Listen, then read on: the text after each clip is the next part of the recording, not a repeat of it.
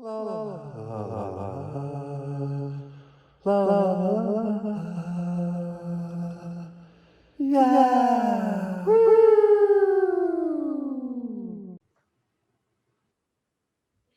Hi, Crystal. Before we begin, I just want to make sure that it's okay that I'm recording you and sharing this video. Great. Mm-hmm. Great, It great. is, yes. Wonderful. Well, welcome. It's so good to see you. Thank you for joining me today. I'm excited because we've been talking about doing this for a while and we're finally on the screen doing this, but you and I have been creating together for a long time now. And I want other folks to know more about you and share more about who you are and who you be. So tell me a little bit about who is Crystal? Who do you be? Well, I think at the moment I am I am concerned for the future of myself and others and the world that I live in. I am also excited though about the possibility of the future. Um, and possible ways that I might be involved in like trying to create a better future than what seems to be on the table right now. um, Truth. um, I'm a person who's like in a few months about to like return home in some ways. Though when I say the word home, it feels a bit strange because, yeah, I mean, home seems more of a feeling than a place. So I'm kind of, I'm curious about that. Yeah,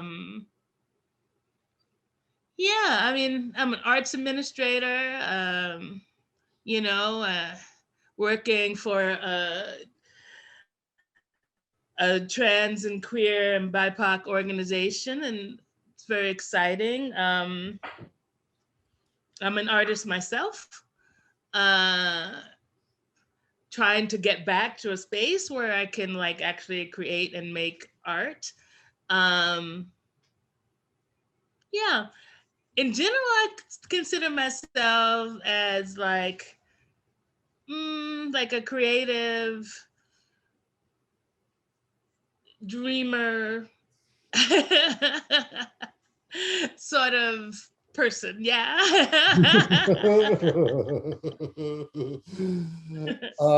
You are all of those things. And so many more things too. Like I think one of the things that you are for me is you've just been such a wonderful friend and collaborator.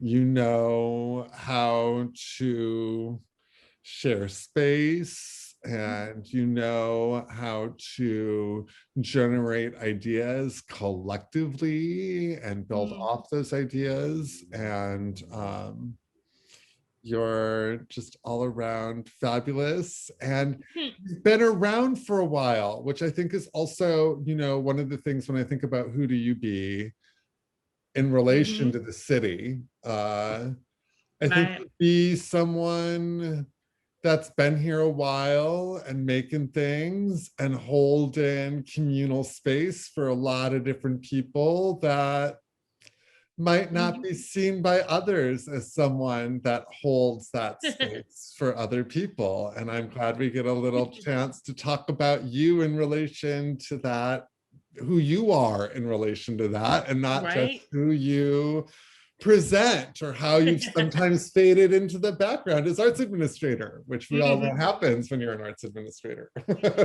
Right. Yeah, I mean, it is, I mean, that is the thing. I mean, because, I mean, honestly, I've been around San Francisco for a while. I've been alive for a minute, I just turned 60. So I think like when you asked me that question, I felt like I was just trying to like concentrate on who I be in this moment. But, there's a lot of things that, led to this moment, right?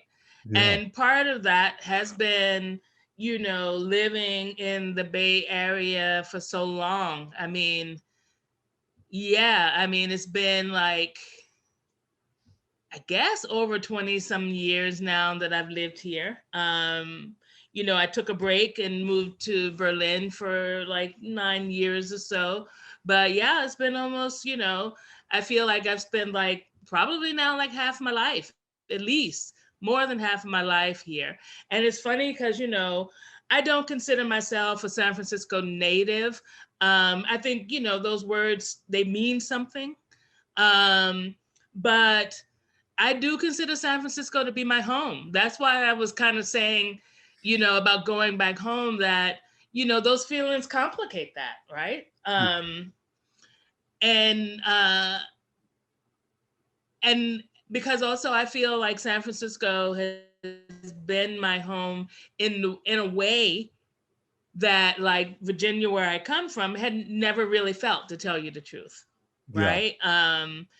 Because kind of like you said, I mean, I've most of my time here I've spent being an arts administrator.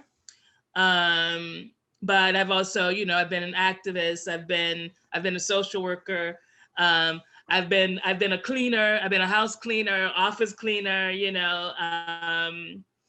I've done like coat check at bars. Pretty much, I have to say, I've been fortunate in that I haven't spent very much time doing work that I didn't want to do, Hmm. um, which I feel very fortunate about. Uh, and I've actually got to spend a lot of time doing work that I wanted to do, that I was like, you know, it wasn't something like I just sort of stumbled into. It was like, oh, this is what I want to do. And so that's been really exciting. And I think, and it's really like given me a place also to sort of like live out some sort of like, dreams about justice, dreams about like how we can be in relationship with each other, in spaces. And like, and of course obviously a lot of my life has been about creating. Mhm. Um, and one of the reasons, like, I feel like I'm an artist, and one of the reasons I've been drawn to being an artist is because it's also for me another way of communicating.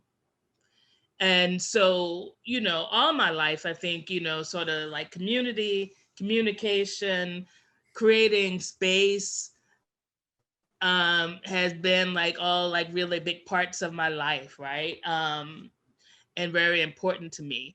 And and what's always been very important to me, and why I really like collaborating with people like yourself.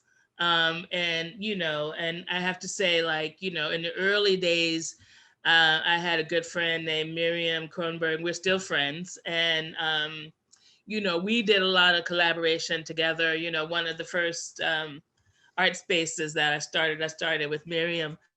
um, and and I think a lot of that is that I'm attracted to people who are concerned with spreading the wealth, whatever that wealth might be. It does, and I'm not talking just about money. Yeah. You know, so yeah, so I think like also, yeah, I would say also I'm a collaborator, right? And that I love collaborating. And I think, I feel like I'm a person who um not so much creates space. I mean, sometimes it's about creating space, but a lot of times it's about being in a space that has, traditionally not been open to people. And so I guess I'm a gate crasher. Opposed I to a love that. gatekeeper, right? Yep. Um, you know, uh, so yeah, I mean, so I like that idea also of being a gate crasher rather than a gatekeeper. I love that. It's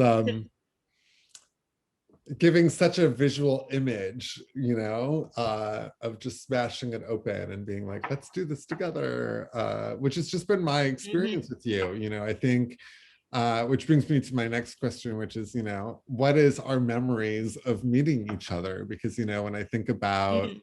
you know, when I think about you and I think about my memory of, being a barista at Progressive Grounds a decade ago. Uh, God, I can't believe it was that long ago. I Uh, know, right? I know. Wow. And was serving you coffee. That was my Progressive Grounds was my first food service job, actually, ever. Oh, okay. Mhm.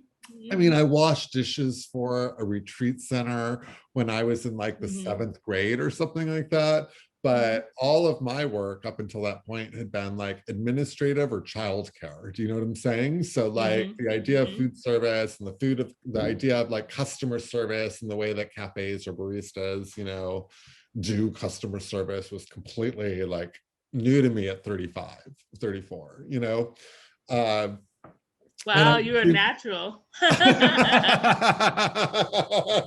and I just remember seeing you and just being like, that's just someone I want to know. And I don't know why, but it's just someone that like, I think you had your suspenders on.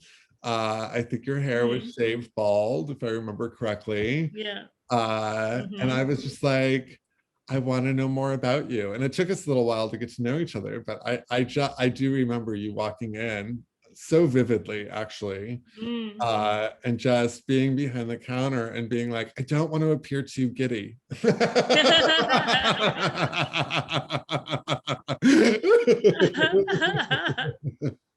Well, I mean, I totally remember that too. And one of the things I really remember that I rarely do because I go in and out of lots of cafes and stuff. And at the time when we met, I was a dog walker, which Yep. meant also that I was always stopping in some neighborhood somewhere to pick up a coffee or something to nosh on or something during the day.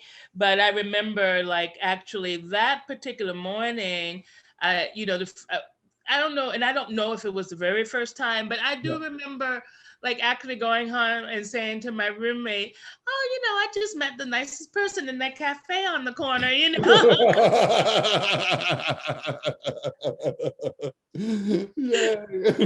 you and you sometimes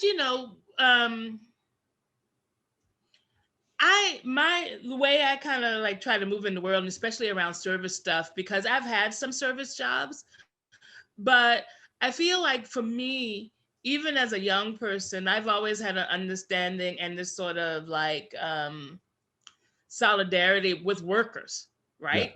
And especially like service workers. So I do try to like it is in, I intentionally try to be like very humane and human when I'm like in situations like when I go into cafes or you know or like tell you the truth, even like when I have to like deal with like Comcast or something like that, right? Because like I said, I'm always for the worker, and I appreciate people who work for a living and who, especially people who do service work. And so even sometimes when I'm not in the mood, I try to be like, try to look people in the eye. I try to say thank you. I try not to be like demanding and things, right? Um, and I usually am a person that in situations like, going into cafes and stuff, I usually get a pretty good response, right? Yeah. From people, and because I people actually appreciate it, right? But there was something different and special about like when I met you, because like I said, I go into cafes all the time and I don't ever remember saying to friends or my roommate, "Hey, I met this like new person at this cafe," right? So but I'm also a person that believes that not this like things happen for a reason thing, but that there is some synchronicity in the universe. Yeah. And so and I feel like I'm a person that has like patience around that. And I mean, part of that probably comes back to the fact that just like relationship wise and just like being wise, I'm polyamory, right? Polyamorous. And Yeah. what that says to me is that I can take time with relationships, and that I can like take time to develop relationships. So it was kind of like I saw you and we met, and I think we introduced ourselves to each other at some point, and somehow I knew that we would be involved, if that Yeah. makes sense. I no, I felt the same So thing. it, Yeah, I felt the same thing because I think it was because you'd come in a couple of times, and then we started actually having a little bit deeper conversations, and we were like, oh, it seems, if my memory serves me correctly, it seems like we have more to chat about. And then you got a job mhm, at Mission Pi, and then I ran into mhm, you in the opposite at right, Mission Pi. And then I mhm, think we actually right, really right, did like exchange numbers, or we did something because mhm, suddenly we were actually talking, um right. and then I don't even remember how we stumbled on doing Red Poppy. How, I know I asked you to do Red Poppy, but I don't even remember how that stuff, like I don't even remember the instigation other than we were doing something for the Red Pop. I was asked to do something for the Red Poppy and I was like, I just want to work with Crystal. Let me ask. But it, yeah, it must have been during like, right? It must have been because at the time you and I met, I was still like pretty much like exclusively doing dog walking. Yeah. Um, Before we had met, I had produced a play and did some video and stuff for that. Um, and had done like some smaller things, but I was pretty much like dog walking. Um, and so I think probably what happened is by that, like when we kind of came together, like that second time when I was working at Mission Pi, it was like shortly after I had done that residency with Tessa Wills That's around right. the Hermit Project, where I started to develop my dream practice. And I believe I was like talking about that and kind of talking about what it had meant to me. And and you were had this internship at Red Poppy, and I'm not quite sure, like I said, I don't know what point that everything kind of came together, but it just seemed like where I was at that moment in my like sort of discovering of like dreaming and dreaming as a practice and the sort of utility of it outside of myself. um you and I sort of met at that time, right? And so for me, that Yeah. was so fortuitous because I had this thing, I had developed this dream practice, and I had this feeling that there was more to do with it, more places, like I said, that there was something utilitarian about it, that it wasn't just all like up in the air. And then you kind of came along and like filled in or like broaden that vision, that thought, right? Yeah. And it's so funny because I feel like that's kind of like what we do for each other, is like we kind of build on each other's thoughts and ideas, right?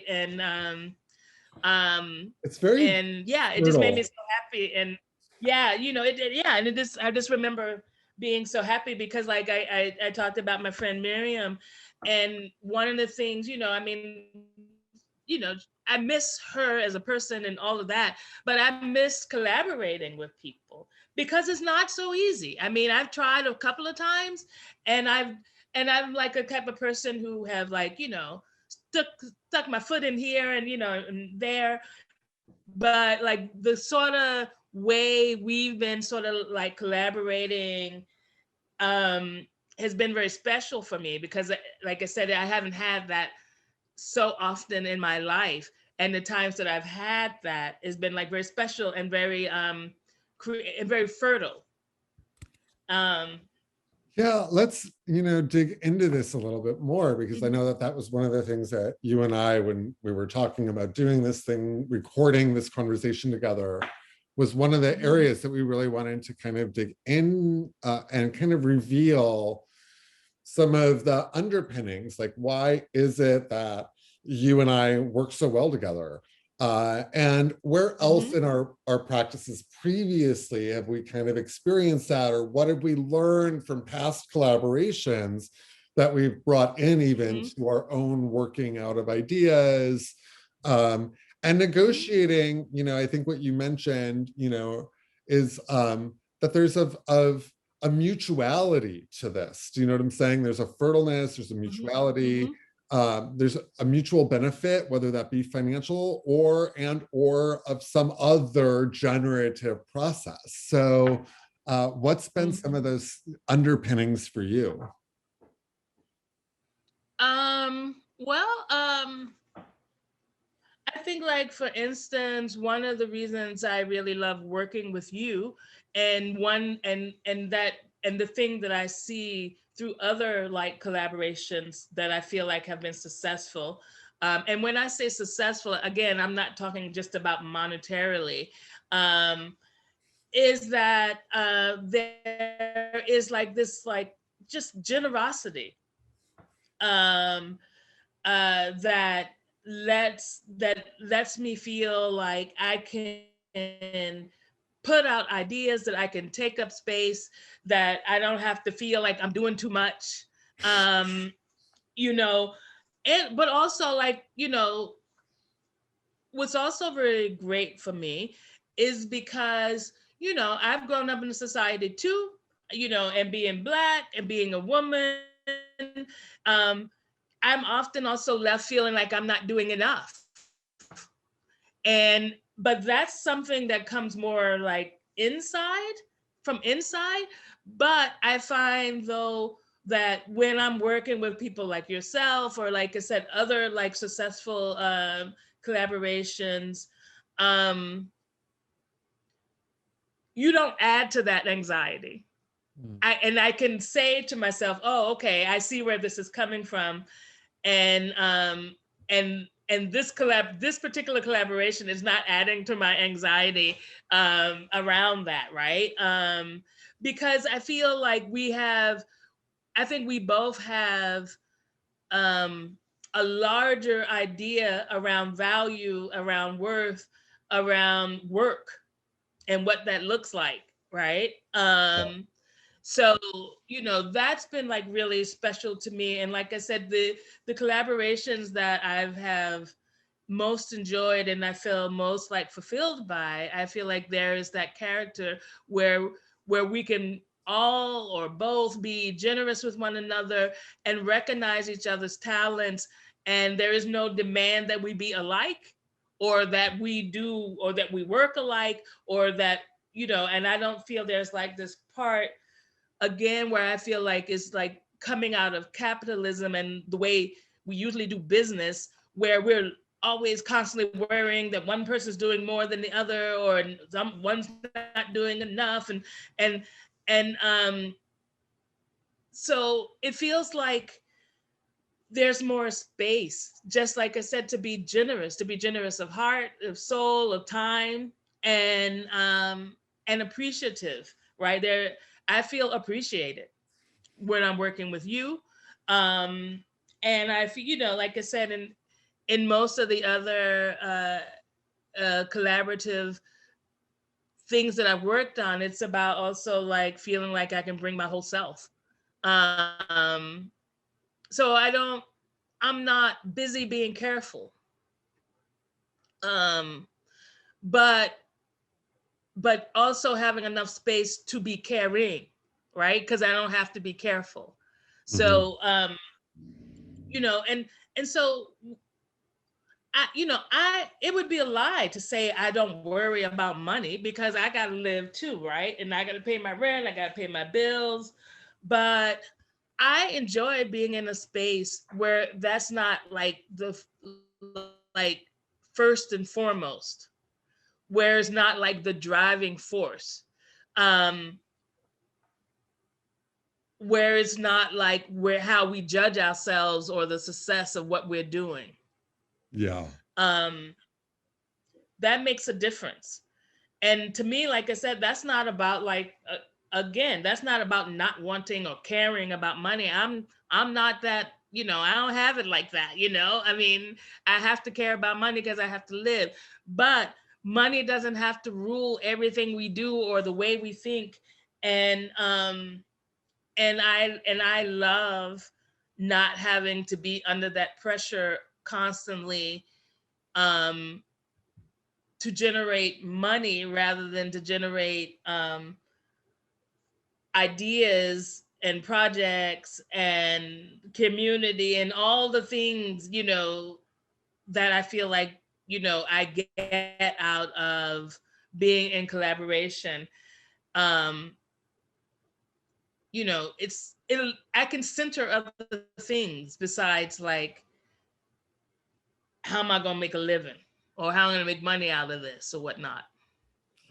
Yeah, I think, for me, um, all of what you've just said speaks directly to what I view in terms of collaborative process and art making, and I think kind of even going all the way back to like even how we met of me being a barista at Progressive Grounds, Mm-hmm.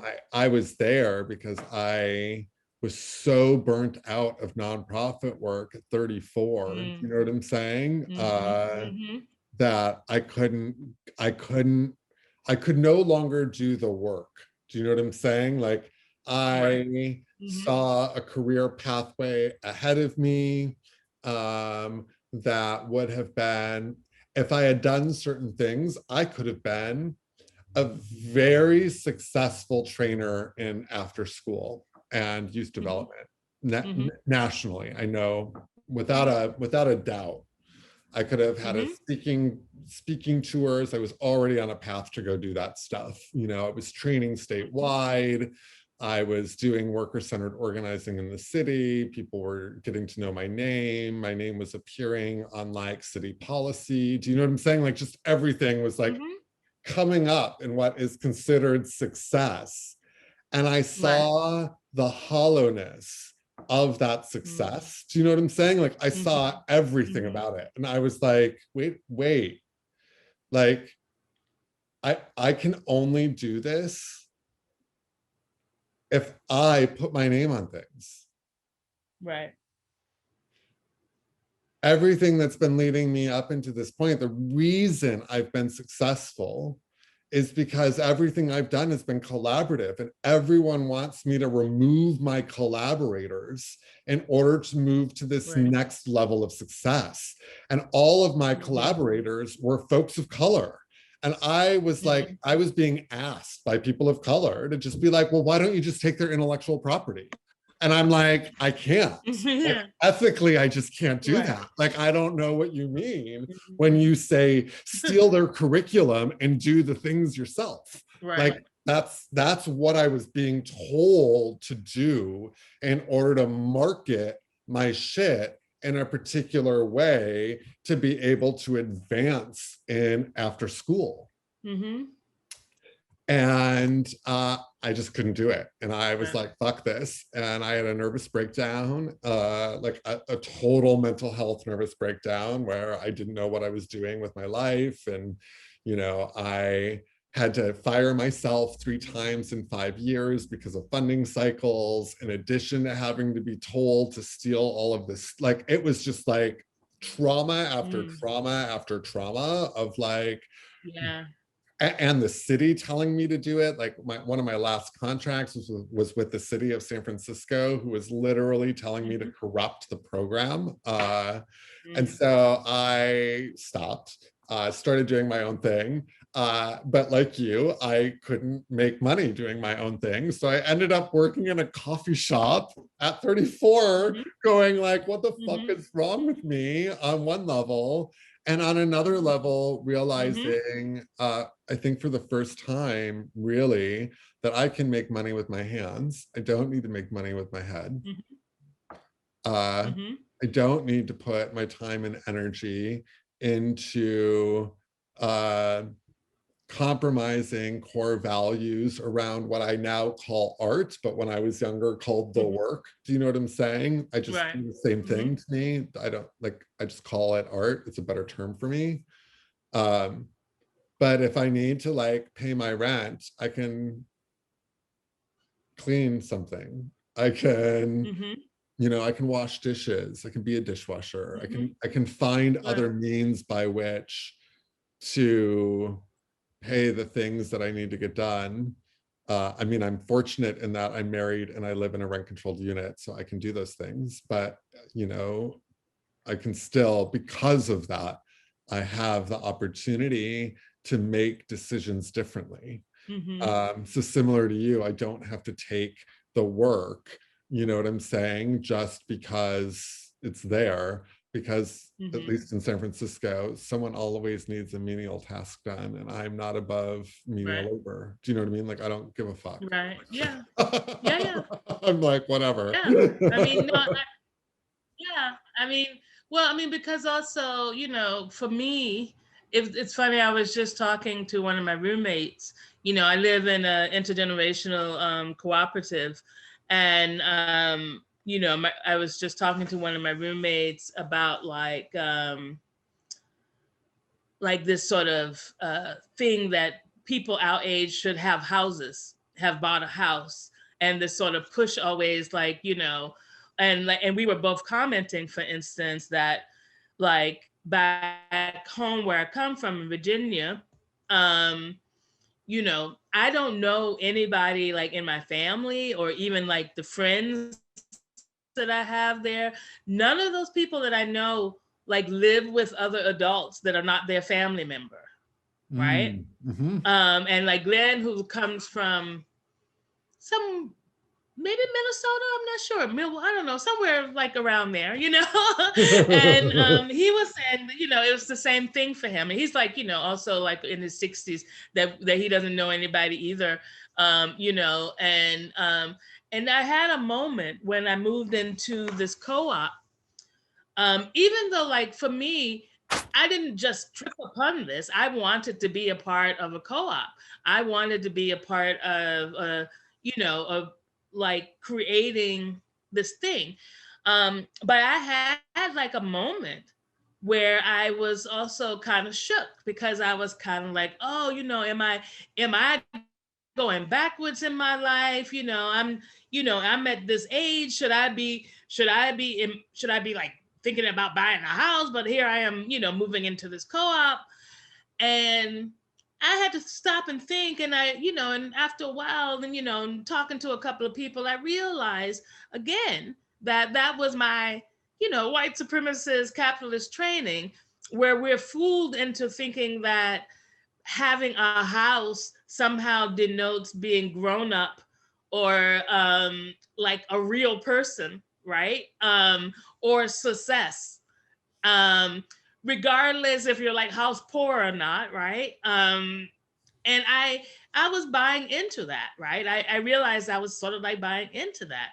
Um, and had forgotten actually that I actually have had decided in my life that I didn't want to just be a consumer.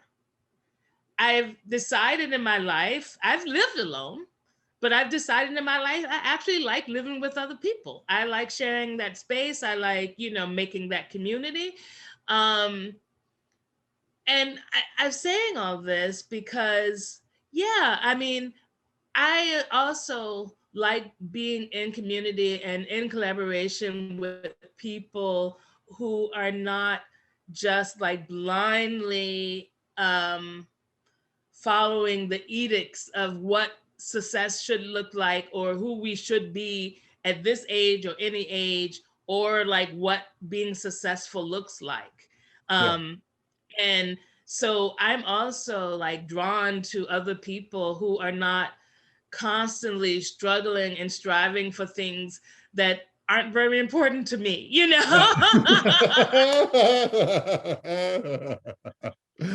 I concur. I totally concur. I feel like, um, yeah, it's opened up, you know, so much as you're talking about this generosity, right? Like for me, understanding that I am in this world, I believe, regardless of what anyone else believes, I believe that I am in this world to make the the make it a little easier for other people to be in this world. Do you know what I'm saying? Like that's just something that kind of like it's I like that. I like being that person that like it's just easy to make things with me. And it has taken a lot. I don't know, I feel like the release from success, do you know what I'm saying? And like chasing these things has made it a lot easier for me to be more generous, to be the person with which it's easy to make things with. Do you know what I'm saying? Just because it's like, well, I'm like you, I don't, I need to get paid, I need to pay my rent. Do you know what I'm saying? But when it comes to a co-creative thing, that's not why I want to make it. Right.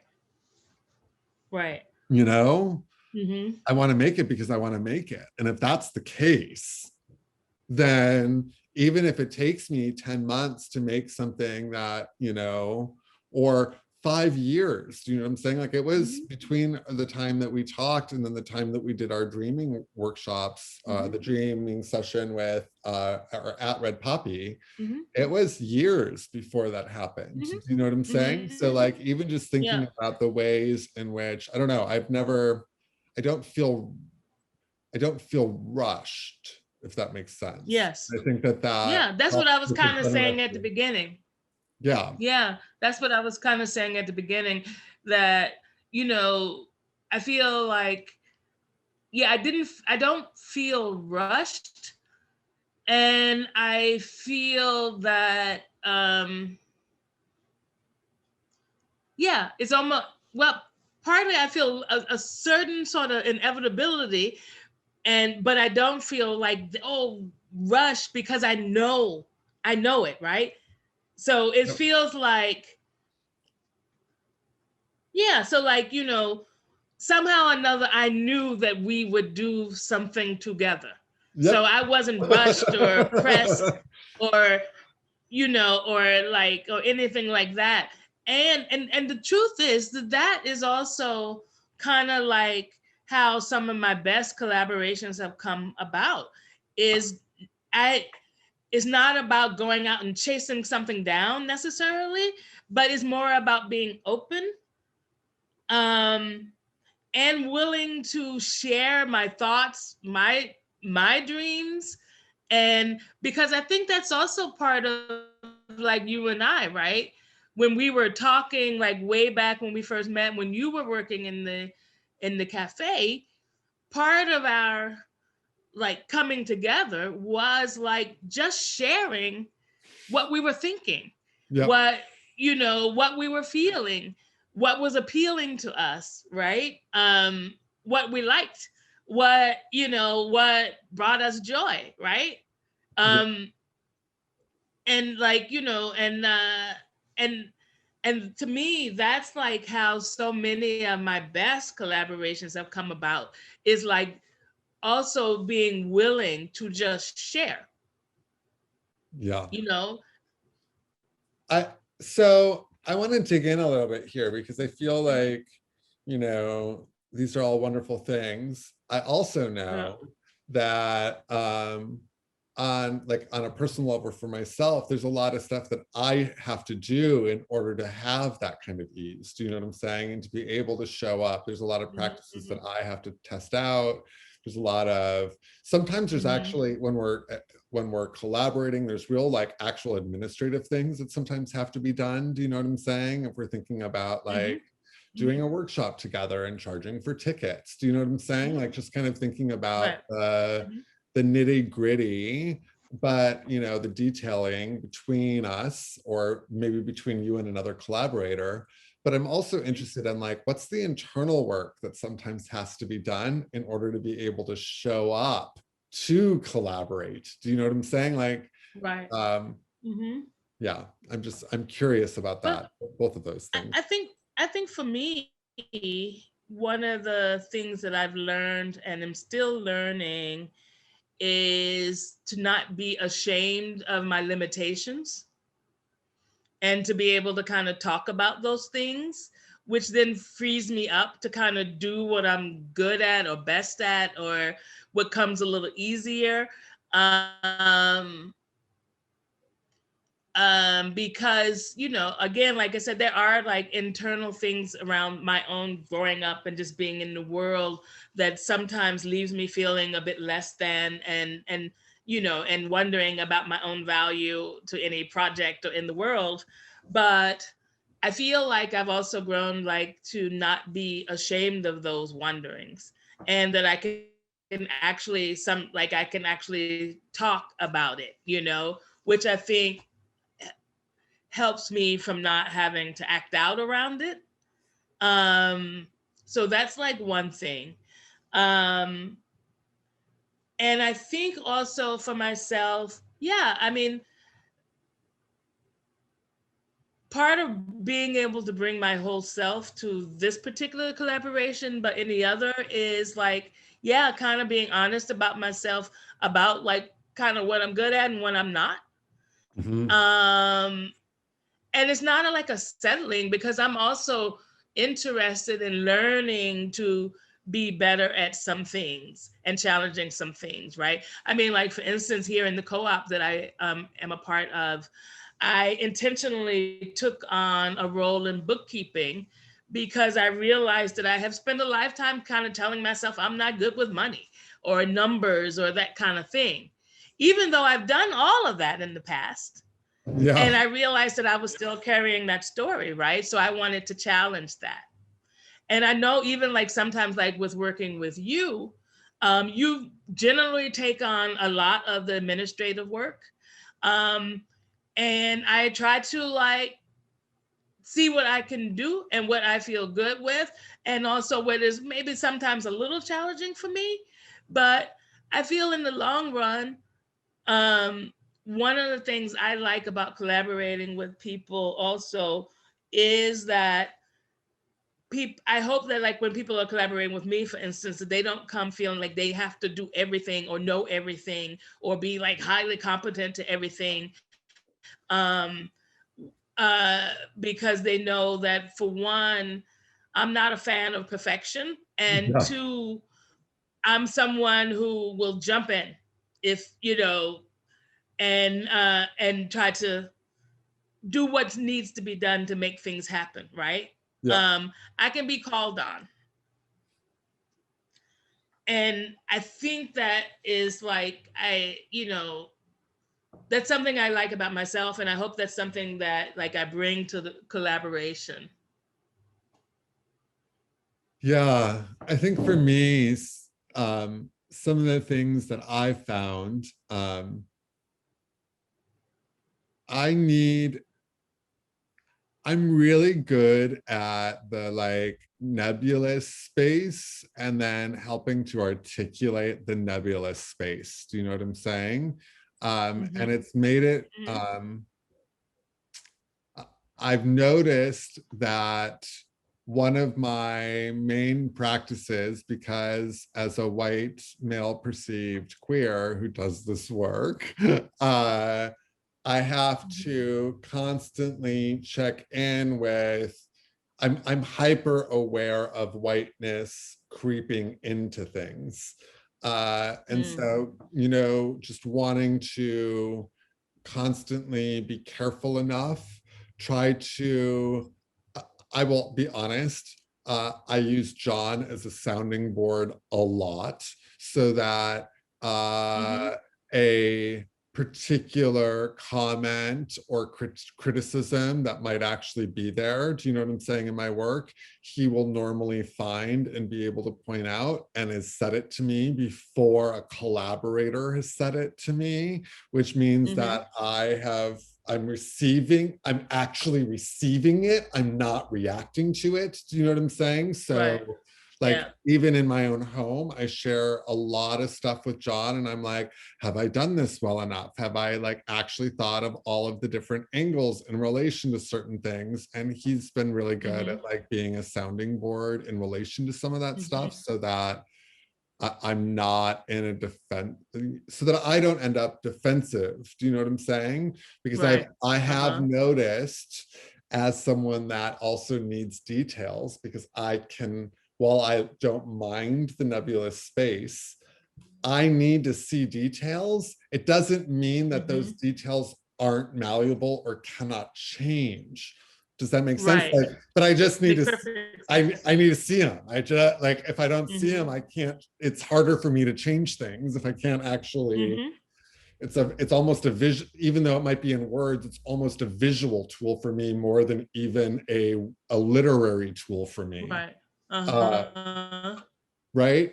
Um, Yeah, because things don't have to be complete, no. but you have to see the sort of pathways, steps, or whatever. Yeah. Yeah, Yeah, how do yeah. I get out of the Mm-hmm. fucking way? I need to know, how the fuck can I get out of the way more? Do you know what I'm saying? And if I can't Uh-huh. like imagine something, it's hard for me to even know where I'm, and where I, as a white male perceived queer, show up if I don't think Mm-hmm. through some of the periphery, because Right.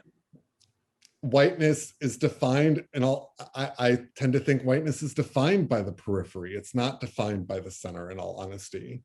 Mm-hmm. Um, and Mm-hmm. so, yeah, so that's just been one thing that I do, is like, I tend to vet things with John first so that I can even delete sentences. Do you know, like, I'll go through a process of like deletion. Do you know what I'm saying? Where like I've sketched something out Mm-hmm. and then I'm like, delete, delete, delete, and then share.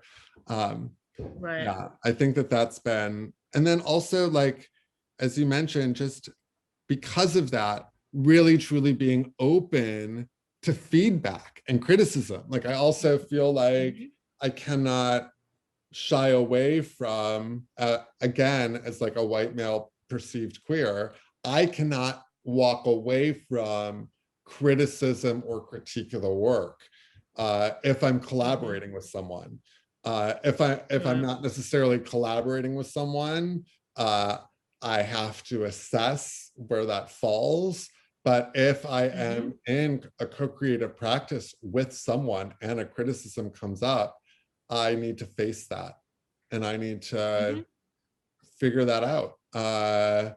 and figure that out on my own and in conversation with the person who's leveraging it to the ability of their willingness to engage with it. Mm-hmm. That's funny because I feel like we're like looking at a issue that's very similar, but we're coming at it from like sort of different ways, you know, as to our own needs, right, and as to who we are in the world, uh, you know, but in service to trying to be like a better collaborator, and also I think in both of us trying not to bring like while bringing our whole selves, not having to bring all of our angst Yes. to to It, the to the table, right? yeah. Um, uh, which which is not bad, and like I said, to me, doesn't mean that I'm not bringing my whole self, because I feel like I can be open to talk about my angst, to talk about what is like sort of sometimes driving me, but I don't have to let that fill the room, Yeah. right? That I'm working in.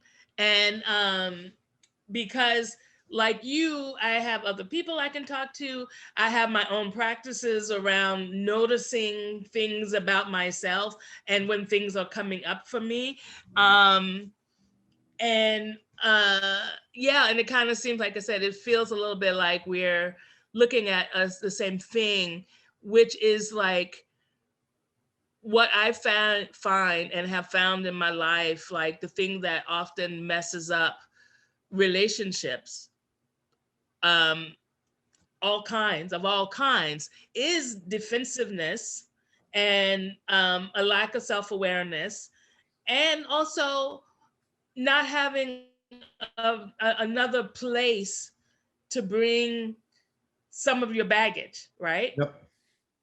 Um, because like a lot, what I think is a lot of times like a collaboration is not cannot always bear the weight of all of our troubles, Yeah. you know. um it can be I mean, we hold each other. I mean, when I'm thinking about you and myself, I feel like we absolutely hold each other in our pain and sorrow and all of those things. But you know, it is hard to have a any sort of relationship when you, like I said, you have to bring all of your baggage to that place, right? Yep. So, Agree. um, yeah.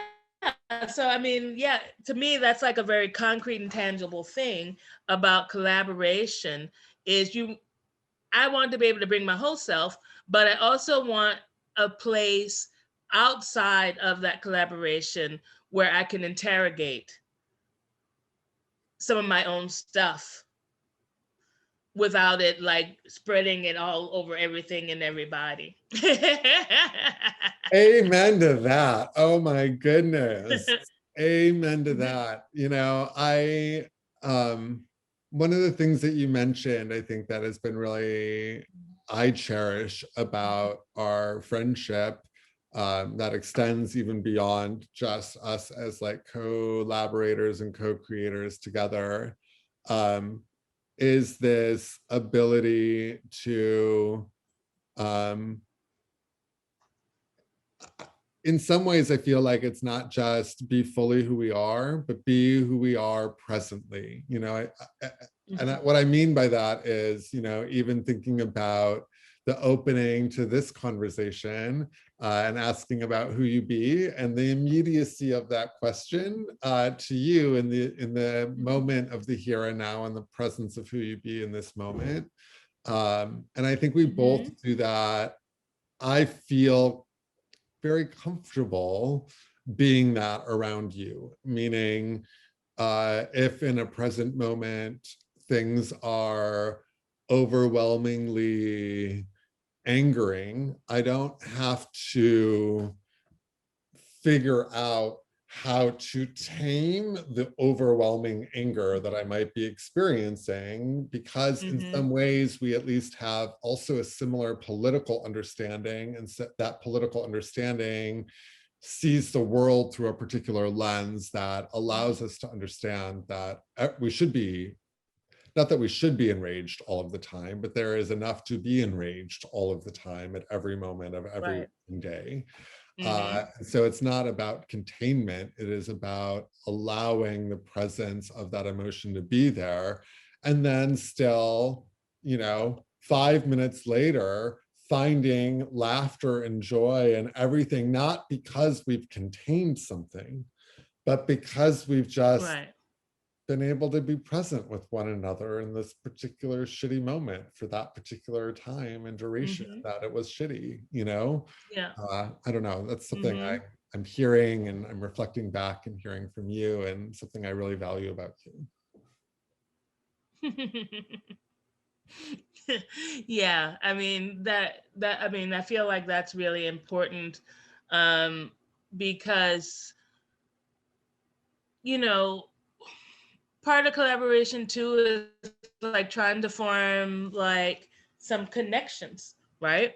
Yeah. And like and like like our connection is valuable in and of itself. If we don't generate anything else, it has a value. But I feel like part of that value is like both of our us having this desire to bring something else into the world, right?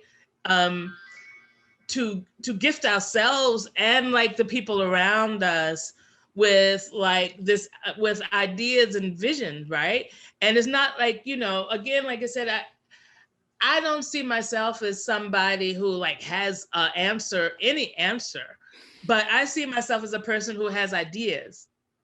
Yeah. And and along with my lived experiences and like the other ideas that I've gotten from other people and stuff like this, I feel like, I have a vision and I have a vision to offer. And and I feel like, this is also what I I like and I feel like can be generated from a collaboration. If we never create another thing, we have already filled a space with ideas and thoughts and possibilities. And and like, and in a lot of ways that's enough. I mean, it's enough. And so it's like we have nothing to lose because we've already done something marvelous, right? Oh my God, that is like the perfect way to like wrap up a conversation, Crystal. You are, I love you. Um, where can people find you online? How can people learn more about who you be in the virtual spaces and etherwebs or whatever the fuck this thing is? Well, I mean, at the moment, I would say people can find like some of the work I'm doing with Queer Rebels at queerrebel.org. Um, you can find me on Facebook, Crystal Mason, or and on Instagram where my handle is at hamjob1. Um, and I would say, keep your eye out. I looks like I might have like an individual artist grant, so I'm like curious and like excited about that. You and I are gonna definitely be working together and like creating some workshops. Um, I'm about at the moment I have to say, you can anybody can find me in those ways and can contact me if you want. But I am looking forward in the future being a little bit more out in the world and like putting my thoughts and ideas a little bit out in the world. So probably coming up sometime soon, I'm going to create my own like Facebook page and probably a website, but that's probably going to be like another couple of months or so until something like that happens. But like I said, you can definitely find me and contact me through Queer Rebels, my Facebook page or Instagram. Perfect. All of that will be down here. I'll put it all down below. I'll also put it in all the show notes, clickable links and everything. So anyone who's watching, it's easy to find. If you're watching this on my page, you already know how to find me. Otherwise, queerlycomplex.com. Queerlycomplex.com is a place that you can find me. Thank you so much, everyone, for tuning in and watching this. Thank you, Crystal. Well, I adore you. Thank I love you. you. I love you so much. And, you're just such a wonderful collaborator and a connector. And, I appreciate you so much and what you do in the world and who you be. Oh, thank you. All right. Ciao, y'all. La la la la la la la la la.